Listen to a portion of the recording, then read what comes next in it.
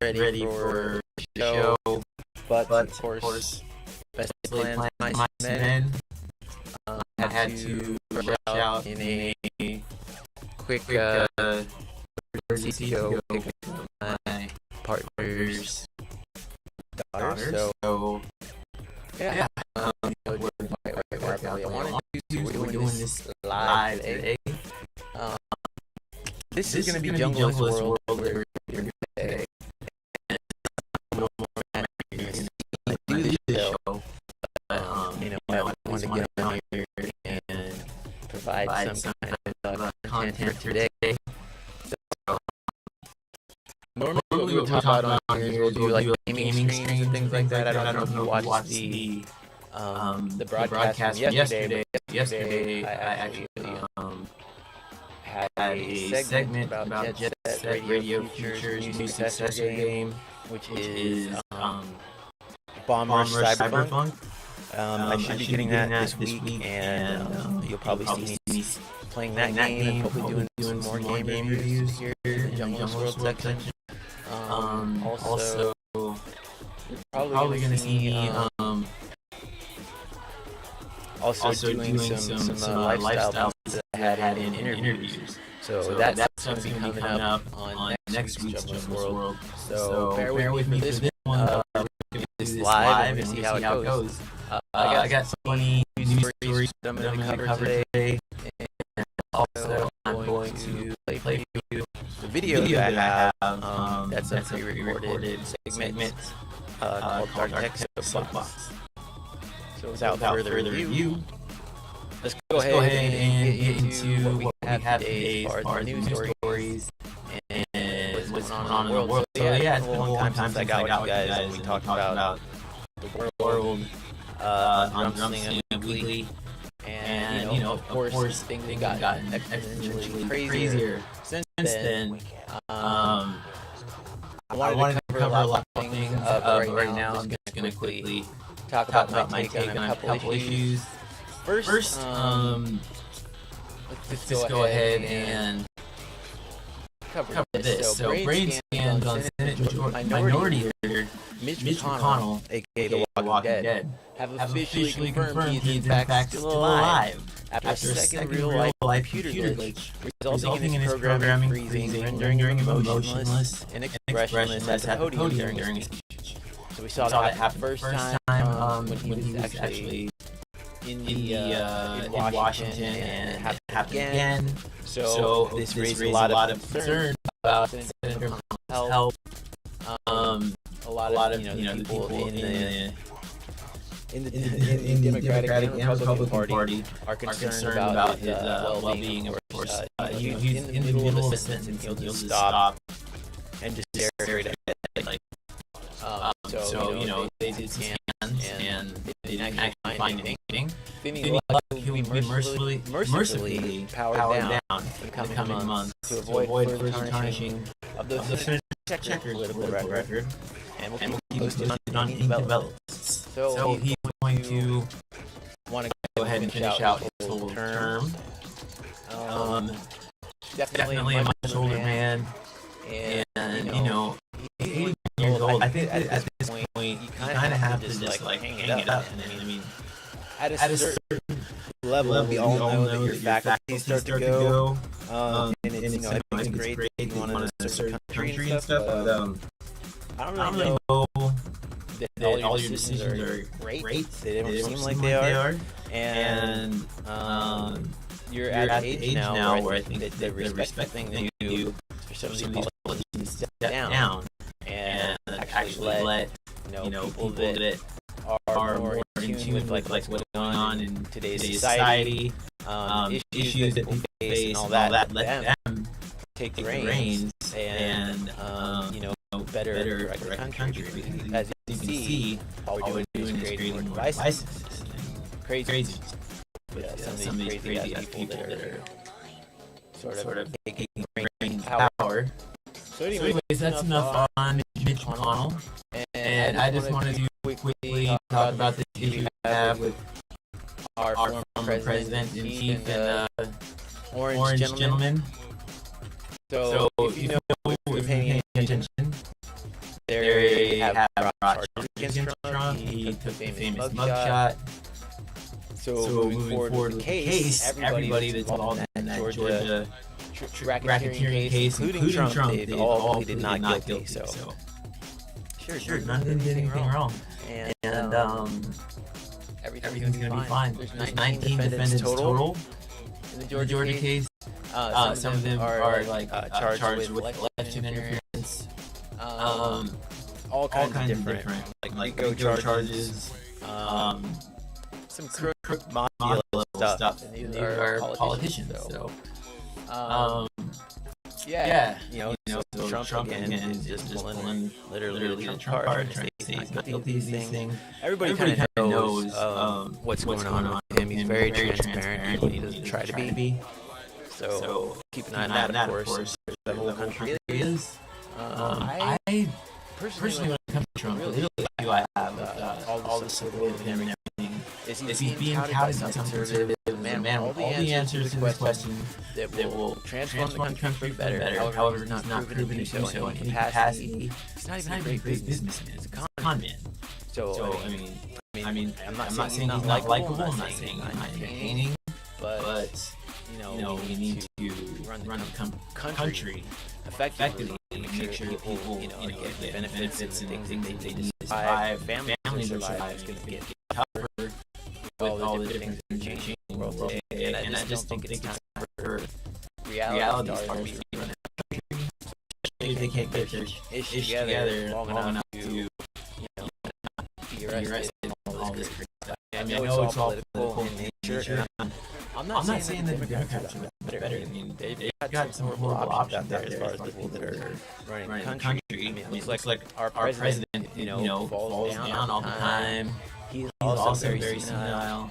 So, I don't know. I think we just need to kind of look at some of the people that are running the country with an actual objective lens and say, are these people actually serving the American people well, or is this just, people that are hungry for power, doing their own agenda and masking it as some kind of, policy that are supposed to help their constituency. I don't think that's the actual case. I think what we're seeing is a lot of people that are trying to mask their actions as good for the country, but a lot of them are just fattening their own pockets. You talk about Nancy Pelosi and all these people doing insider trading. I mean, Martha Stewart actually went to jail over $45,000 that she may or may not have done insider trading with. Yet you have people like Pelosi, whose husband just happens to be the most successful stock trader of all time. Again, Nancy Pelosi's husband is a better stock trader than Warren Buffett. Does that make sense to anyone? Because I don't even think he went to school for this stuff. But even if he did, I mean, Warren Buffett is known for his brilliant investing strategies, and somehow this guy is making more money, or is even more successful with his trades than that one. And it has nothing to do with perhaps him getting some word from his wife on what's going down and making the proper adjustments to their investments from there. Seems pretty obvious, but I don't want to make this into a controversial section. I wanted to kind of jump on current events, but everything these days is like a hot button, like explosive issue, and the world's getting crazy. But at the end of the day, I hope people out there come together and at least in your communities to realize that a lot of these problems we all face together, and hopefully the cooler heads prevail soon enough. See some actual change. So to get away from all the serious like political stuff, let's do some more kind of weird news stories here.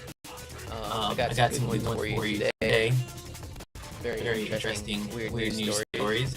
For instance, we have a story. This is about dolphins getting high. as junglist, a lot of us might like to see a blurb. Dolphins apparently deliberately get high on pufferfish nerve toxins by carefully chewing and passing them around. So they're basically puff passing on the pufferfish. So this is like initially discovered, reported on a BBC documentary about dolphins. They are one of the world's most intelligent species. And yeah, they're putting their smarts to use in getting high. So there's scenes filmed in this documentary where you can see young dolphins manipulating a certain kind of pufferfish, and when it gets provoked, it releases their nerve toxin, and they're basically passing the pufferfish around, much similar to a joint, and they're all getting high, you know. And I don't blame them. I mean, it's the ocean. You can't. What are you gonna do? Spark up a joint in the ocean? It's not possible. But good on them for finding a way to get that spliff, even if it is at the cost of poor pufferfish. I just thought that was interesting how they're doing that. If you want to check it out, the BBC One documentary is called "Dolphins Spy in the Pod." And they got some more stuff there. You can check out Dolphins getting high. And another really interesting story. So, have you ever been in your house and just chilling, and you know something weird happens, and you're just like, whoa, that was totally unexpected. You know, whatever. That happened to a lady in Canada. This is probably one of the weirdest ones that I've heard about personally. Sitting there in their living room, just relaxing, maybe watching Netflix, and all of a sudden, bam, a large like noise happens, and it's on the house, and they're like, what the hell's going on? It's an asteroid, what happened? So she looks around the house, and she sees that there's a huge hole in the ceiling in the hallway. So you know, she goes and she looks it, checks it out. Hole in the roof of her mom's house. So in the morning, you know, she could see the daylight coming through the hole, and she thought it was just damage to the ceiling. Couldn't tell. It went right through the roof when she first saw it. But the insurance appraiser came by, and the roof repairman, and they said it's the strangest thing they've ever seen. The roofer who expected the damage said there's no rotting wood in the roof, and before the incident, the outer shell for the house was solid. So to them, that means that there's something that must have fallen from a very, very high distance and penetrated the roof. It turns out this is actually something called blue ice, which is a term for frozen excrement that can accidentally leak away from planes mid-flight.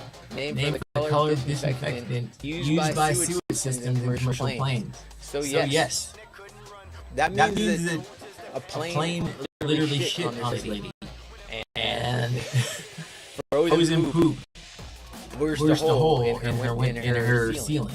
So you're just chilling, watching Netflix and chill, and all of a sudden, you know, it's Netflix and poop. So it was wild. You know, again, people are just like, they've never seen anything like that. Blue ice has been known to hit homes. I've never heard of this happening before now. Maybe I'm just thinking, but you know, you gotta go somewhere. You gotta go somewhere. I just think there would be a way for that to be just kind of let loose on the plane, especially if it's going to create a huge ball of ice that can, you know, if it can break through your roof, I'm sure it can kill somebody, and that's a pretty shitty way to go. Pun intended. So yeah, spokesperson for Transport Canada said they were looking into the claim. The department takes all reports of possible debris coming from an aircraft very seriously. Every reported incident is investigated by Transport Canada officials. So they're going to look through that, but you know, Canadian aviation regulations do forbid creating a hazard by dropping waste mid-flight, so that's against the law. So there could be some legal issues for whichever airline was responsible for this. But yeah, it's not the right way to drop shit. So whatever, keep your heads protected out there. I'd say grab an umbrella, but I don't think that would really keep you safe from a huge ice ball. And it doesn't happen that often, at least I've heard of. So really not too much you can do. I mean, if a piece of frozen poop is meant to hit you, it's probably gonna hit you. So I just hope that it's not meant to hit anyone. I don't know what I'm talking about anymore. So yeah, that was another kind of weird news story that I found. And yeah, I mean, now that's going to be about all that I want to hear on this show. Again, this is not the normal way Junglist World's going to run. There was some technical difficulties today that kind of caused me to go ahead and do this as a live stream. And I don't know. Let me know in the comments if you like or prefer the live stream. I can do these live, but I'd like to kind of put stuff together. Make sure that the show is actually quality. So that's why I pre-recorded it, is because I wanted to have the chance to edit it, just make it as fun and cool as the show as possible. So that's why I take the time to kind of put things together beforehand. And I did that for this one, but I didn't have the time to upload it because of that emergency. So right now, I'm gonna go ahead and show you an uncut version of my new segment. Soapbox. This will be like peppered in whenever I have something that I want to talk about specifically. And I did have a subject this week, so I want to bring that in and show you guys, the first edition ever of Darkitect Boombox. So without further ado, let's go ahead and take a look. Darkitect Boombox. Give me one second. I might actually throw a countdown here. Again, have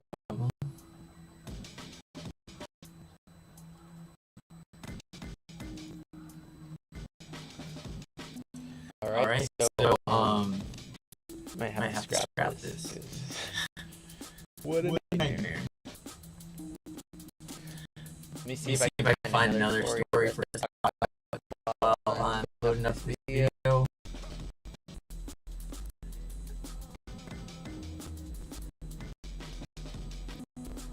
So I don't know if anybody saw this video. I remember seeing this video.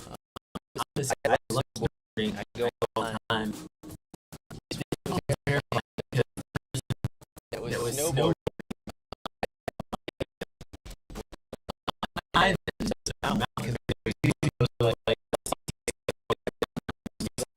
Whenever you go snowboarding or skiing, like, there's always a ton of people using those selfie sticks and record themselves doing stuff like that.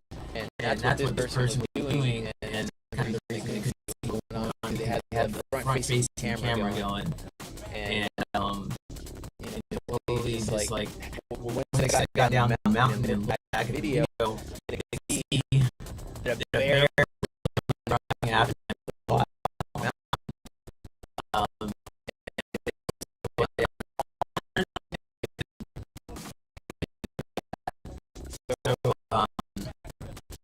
I wanted to just show you guys this video real quick.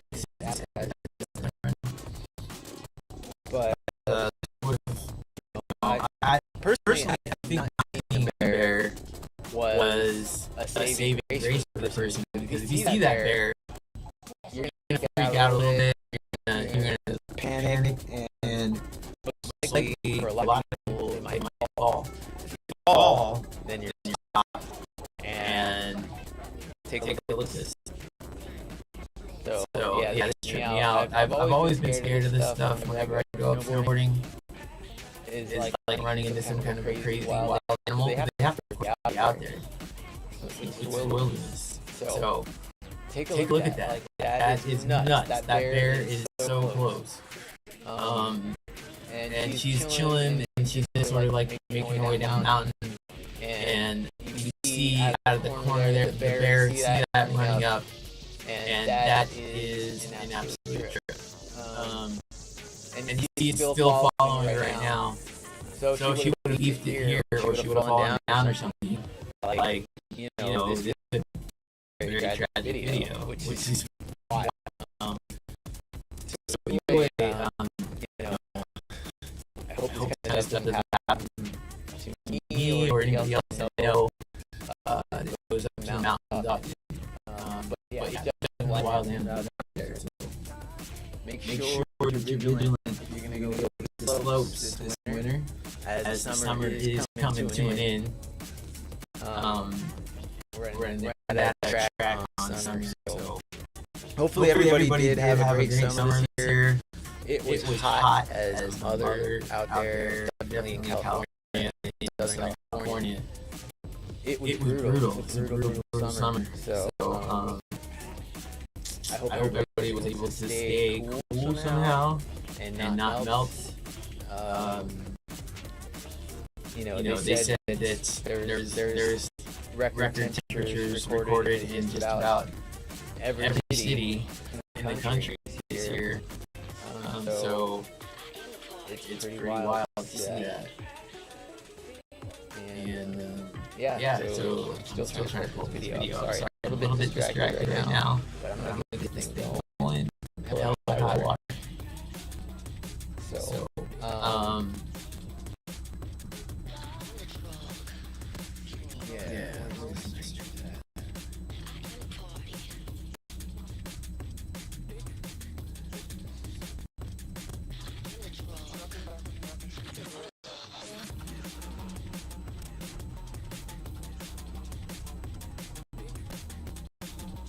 And that hurricane that came through here was a bit of a bust. I mean, the scariest part for me when it came to the hurricane was actually the earthquake. The earthquake caught me by surprise. I was a little bit startled by it. Got a pretty good shape over here, to be honest. And earthquakes are usually pretty scary. But as far as the hurricane itself, all we really got was like rain and just like a winter day.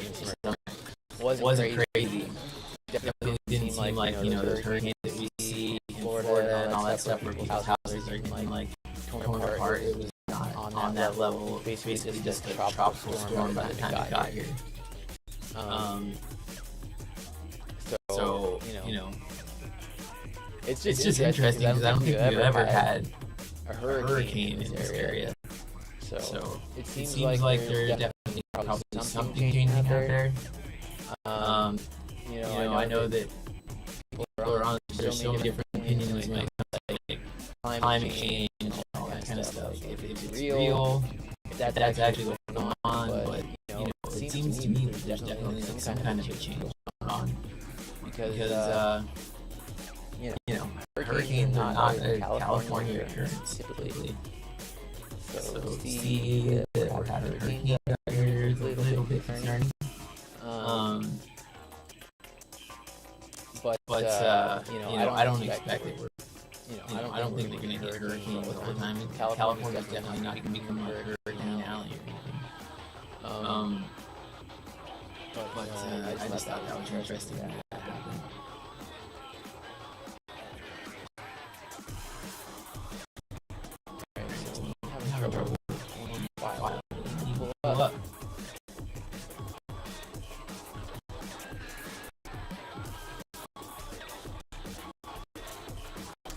Alright, this is start in a second. What I'm going to do for now is I'm going to go ahead and sign off. You guys probably got 20 lap on. I'm hoping to bring these guys there soon. And make sure that you tune in Friday for the Friday Night Flex episode, live drum bass mix I'll be doing. That's going to be fun. I can't wait for that one. It's gonna probably have a lot of original tracks, but I'll be mixing up all kinds of stuff, and it's probably gonna be a good hour-long mix that we do Friday 7 p.m. Pacific Standard Time. So hopefully you guys can get that. And without further ado, I'm gonna go ahead and see if I can get this video started for you on Darkitect boombox. I hope you enjoyed it, and I hope to see all you guys right back here on Friday Night Flex, 7 p.m. Pacific Standard Time. Back to regularly scheduled TV program at that time. So come through, pull up. Don't get the jam going.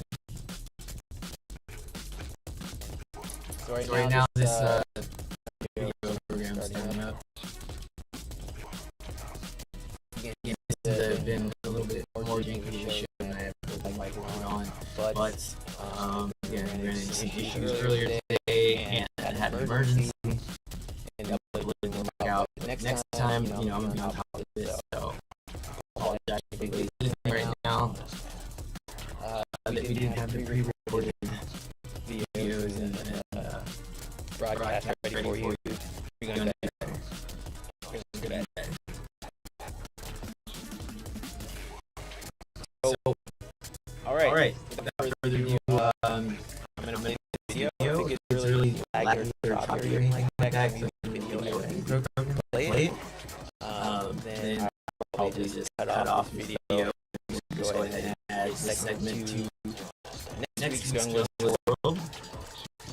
And so you guys know the schedule for this. It'll be Tuesday. We're gonna have Fresh Lab.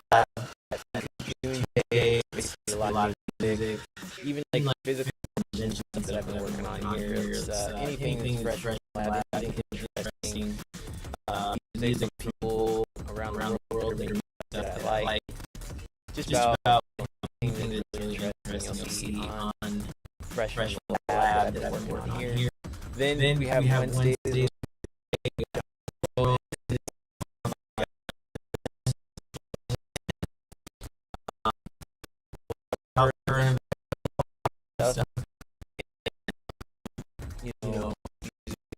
News and then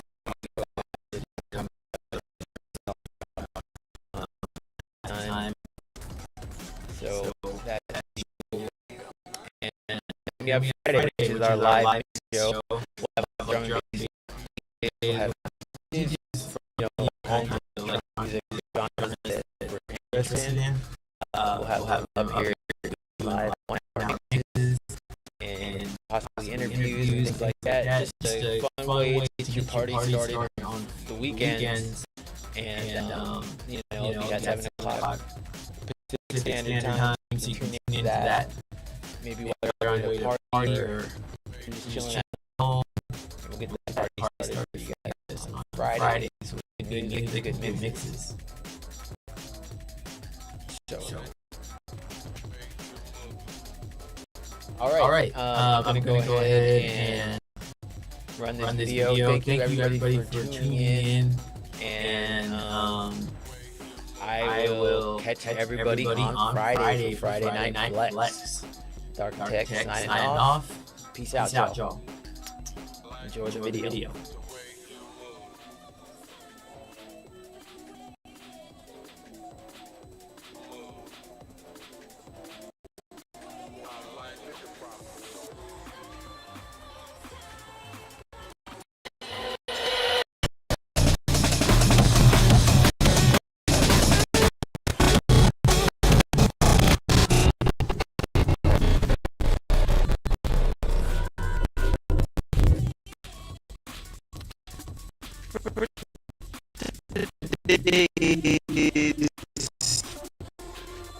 Architect so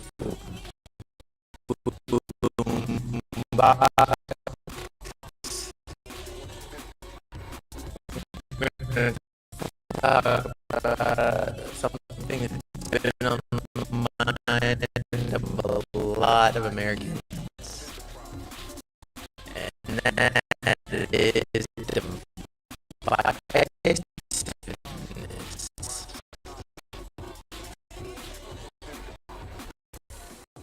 We've all seen it. Seems to be ramping up lately.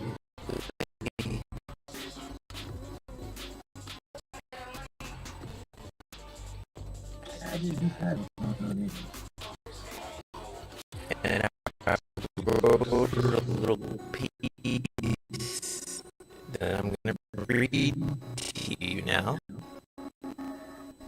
about divisiveness in America and my thoughts on it. Choose to listen if you like, but it's just my feelings. Since long before the Civil War, American politicians used divisiveness to maintain power and prevent uprising amongst the people. It's become easy to forget our country's origins in the midst of the ongoing political scandals today, as other massive issues we face, such as the war in Ukraine, global climate change, inflation, AI, gun control, even the physical fitness of our elderly commander-in-chief are at the forefront of today's discourse.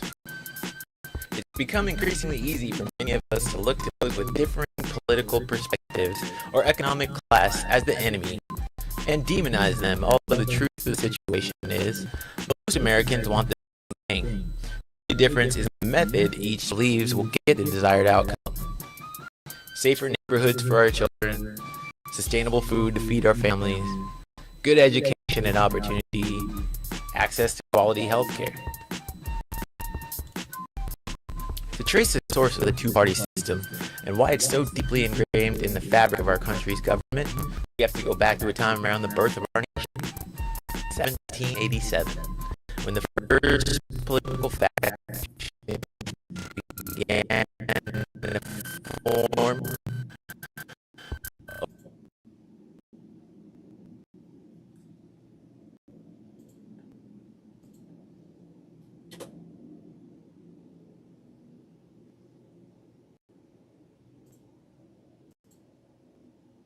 over constitutional rights issues and how the division of power should be granted between the newly formed federal and state governments.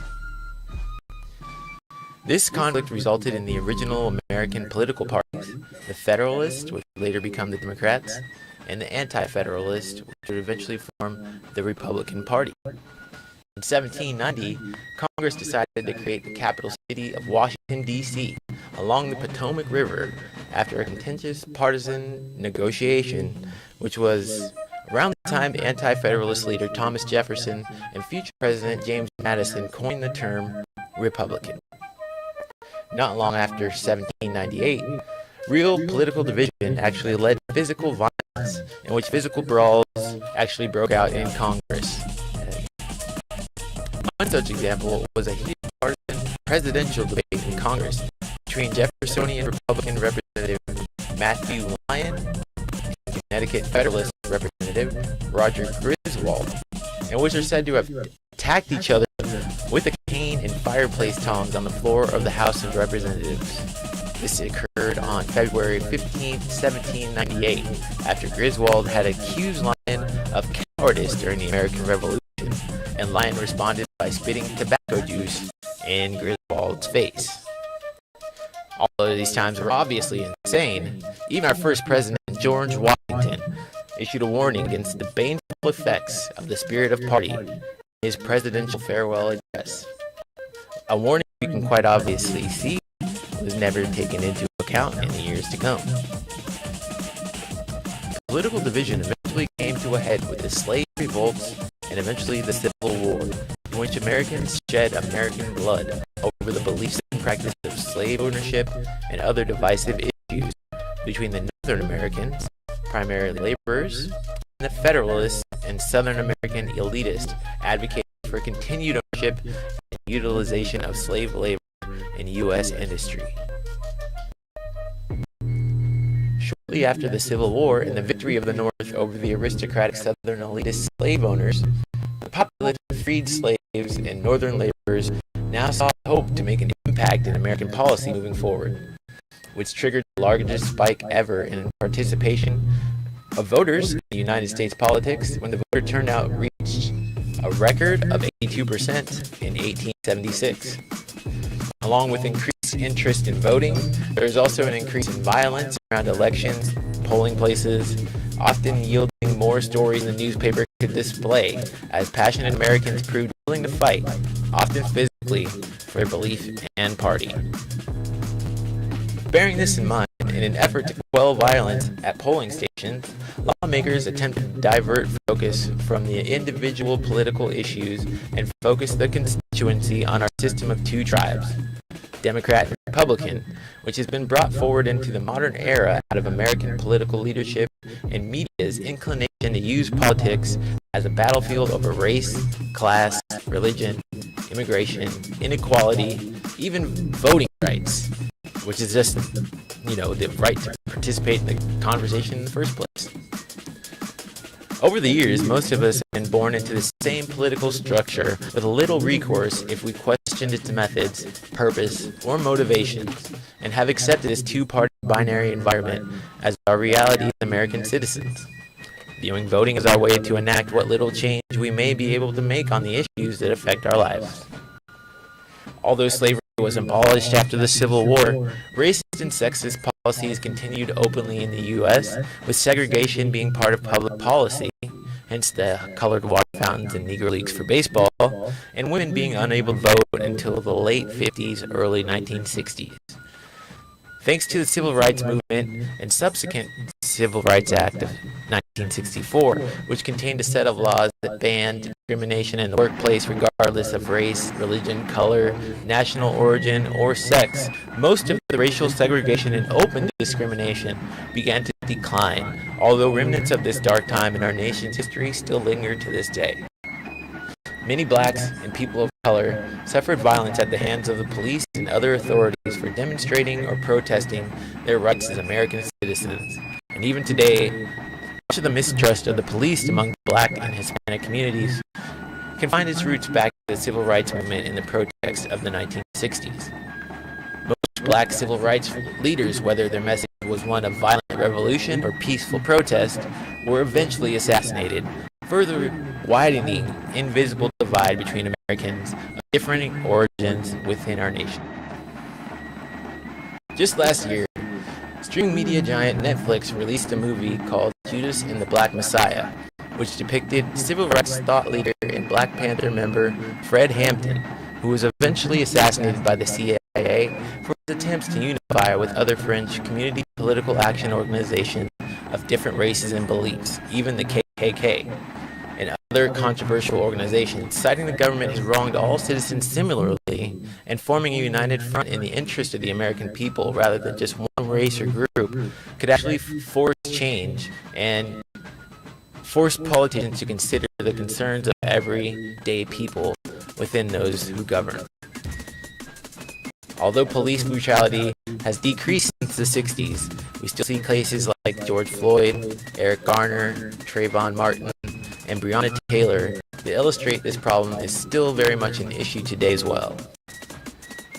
The very first president ever, George Washington, tried to warn us against putting too much stock and power in the party system, which now appears to dominate modern U.S. political discourse for fear of misuse of this two-party binary by career politicians to maintain power and weaken the unified voice of the American people by keeping them forever mired in senseless, perpetual socioeconomic conflict based on perceived division based on race, religion, and political beliefs with little regard for the effect it can have on the mental health of a nation as a whole. So I guess that I say all this to illustrate, with large scope hot button issues facing the country such as COVID and impending nuclear war, possible complete financial collapse, inflation, it's definitely given me time and reason to contemplate, if not only for my own curiosity, but for my love of a great nation and people in it, why those who lead us are allowed to lead us, and why such tactics of divisiveness are used with such high effect to pacify the people and push occasional seemingly mindless political agendas forward. It would appear that as a nation, we have never been able to see what we could actually be as a unified group of citizens. In most instances, the discussion has always been, oh no, not another greedy Republican in office, or great, another bleeding heart liberal Dem, instead of, what do I and my family want and need to survive and thrive for a better future?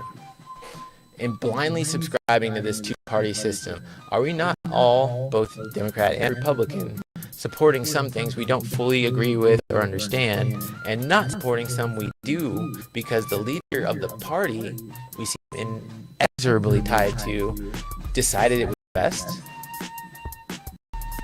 After all these years of increased visibility on American political processes, we've all seen since the advent of the internet and social media, hasn't it been proven that many decisions being made by politicians are not being made with the best interest of the American people as a whole in mind, but instead their decisions are seemingly based upon several different agenda items, such as personal finance, retaining power, weakening marginalized groups they don't agree with, and other egregious oversteppings that seem to be coming to light in this age of information and technology.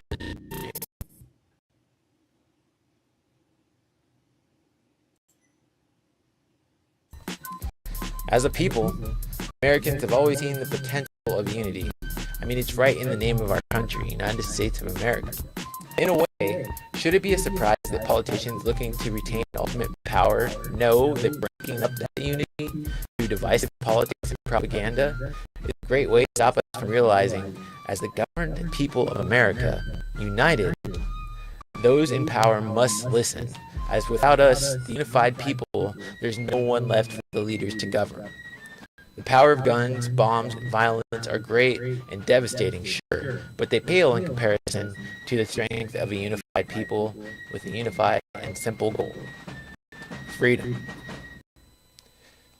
So yeah, I just don't know what the future holds, but at the end of the day, being at each other's throats for arbitrary things like religion, race, and all those kinds of things, it's not really doing us any good.